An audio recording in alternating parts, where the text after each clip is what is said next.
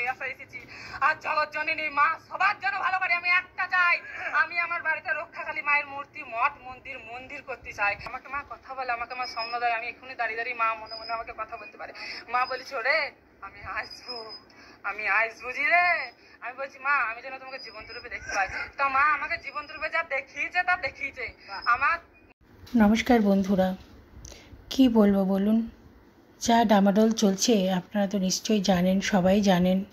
সেই নিয়ে আবার কিছু বলাও যাবে না, কোনো রকম কথা বললেই মুশকিল। আজকাল তো যুগটা হল্লা রাজারই যুগ হয়ে গেছে, যেটা নিয়ে কিছু বলা যায় না। যাই হোক, কিন্তু অপর পাশে দেখুন মঙ্গলা মা নিরলসভাবে কিন্তু মায়ের নাম প্রচার করে চলেছেন।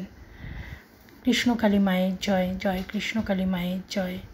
তো আমি বলি সত্যিকারের উনি যখন এই নামগুলো প্রচার করছেন তখনই কিন্তু যত সব নিন্দুকেরা আছেন, যারা দেখতে নারী তোর চলন বাঁকা সেই টাইপের যারা আছেন লোকজনেরা, তারা কিন্তু মঙ্গলা মাকে নিন্দাই করে যাচ্ছেন।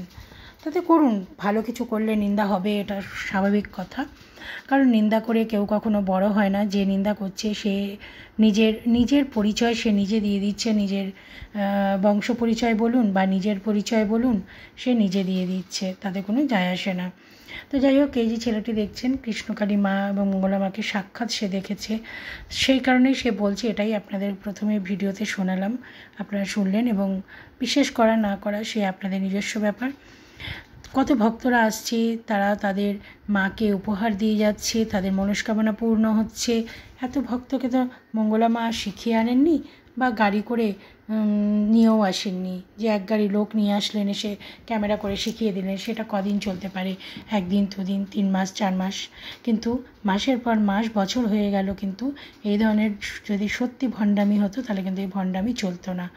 তো সেই জন্য যারা নিন্দা করেন তারা আসল জায়গায় নিন্দা করুন, যাতে আমাদের দেশটা বাঁচে, আমাদের দেশের মা বোনেদের যেন এইভাবে কাঁদতে না হয়, আমাদের বোনদের যেন হারাতে না হয়।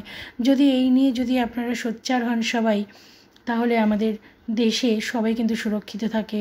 সবাই যদি মেয়েদেরকে একটু সুন্দরভাবে, সুন্দর চোখে দেখেন, তাহলে কিন্তু এইভাবে কোনো মেয়েকে চলে যেতে হয় না।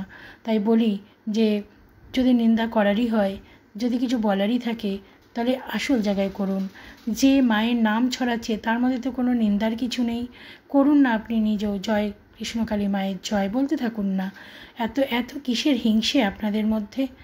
যখনই মঙ্গলা মায়ের কথা উঠবে তখনই আমার কমেন্ট বক্সে এসে অনেকে কমেন্ট করে যান। অনেকে কমেন্ট বক্সে না করেও যে নিন্দা করেন, সেটাও আমি বুঝি, কারা নিন্দা করেন সবটাই আমি বুঝি। তো ঠিক আছে, তাতে কোনো যায় আসে না, কারণ আমি ঈশ্বর বিশ্বাসী মানুষ।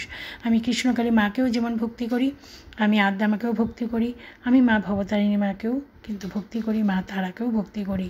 তাতে আমার কি হলো না হলো, আমার কি খারাপ হলো সেটা নয়, আমার কর্মফল আমার খারাপ ভালো নির্ভর করবে।